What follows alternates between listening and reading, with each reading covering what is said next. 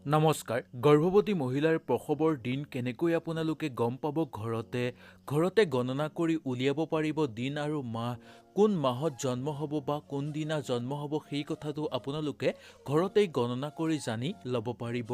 আজিৰ ভিডিঅ'টোৰ যোগেদি আমি এই কথাখিনি আলোচনা কৰোঁ আহক। যদি ভিডিঅ'টো ভাল লাগে লাইক কৰিব আৰু আপোনালোকৰ বন্ধুবৰ্গৰ লগত শ্বেয়াৰ কৰিব। গৰ্ভস্থ ভ্ৰূণ গৰ্ভত 280 দিন বা গৰ্ভস্থিত গোটেই মাহটো ধৰিলে 10 মাহ হয়।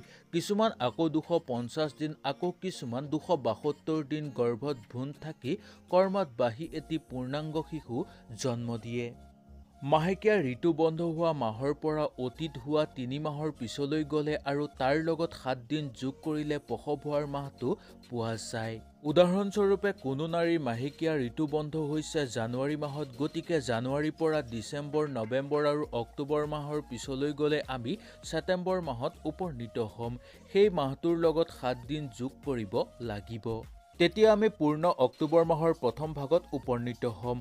অৰ্থাৎ কোনো নাৰী জানুৱাৰী মাহত মাহেকীয়া ঋতু বন্ধ হ'লে প্ৰসৱৰ সময় হ'ব ছেপ্টেম্বৰ মাহৰ শেষৰ ভাগত নাইবা অক্টোবৰ মাহৰ প্ৰথম ভাগত। দিন হিচাপেও সেই একেটাই পদ্ধতি। যদি আমি ধৰি লওঁ কোনো নাৰীৰ ঋতুস্ৰাৱ বন্ধ হৈছিল 10 অক্টোবৰত, 3 মাহৰ পিছলৈ গ'লে পাম 10 জুলাই। ইয়াৰ সৈতে 7 দিন যোগ কৰিলে পাম 17 জুলাই। এই তাৰিখটোতেই মোটামুটি প্ৰসৱৰ সময় ধৰিব পাৰি।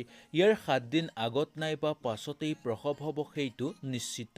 সকলো নাৰীয়ে এটি পূৰ্ণাংগ শিশু জন্ম দিয়ে বুলি ক'ব নোৱাৰি, কিন্তু গড়ে শতকৰা 90 জনী নাৰীয়ে পূৰ্ণাংগ শিশু জন্ম দিয়ে। শতকৰা 8 জনীৰ গৰ্ভপাত হয়, বাকী 2 জনীৰ মৃত সন্তান জন্ম হয়।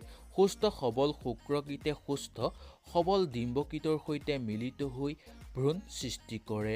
এনে ভ্ৰূণৰ পৰা কেতিয়াও মৃত সন্তান জন্ম দিব নোৱাৰে, গতিকে সহবাসৰ আগতেই স্বামী স্ত্ৰী নিৰোগী হোৱাটো দৰকাৰ।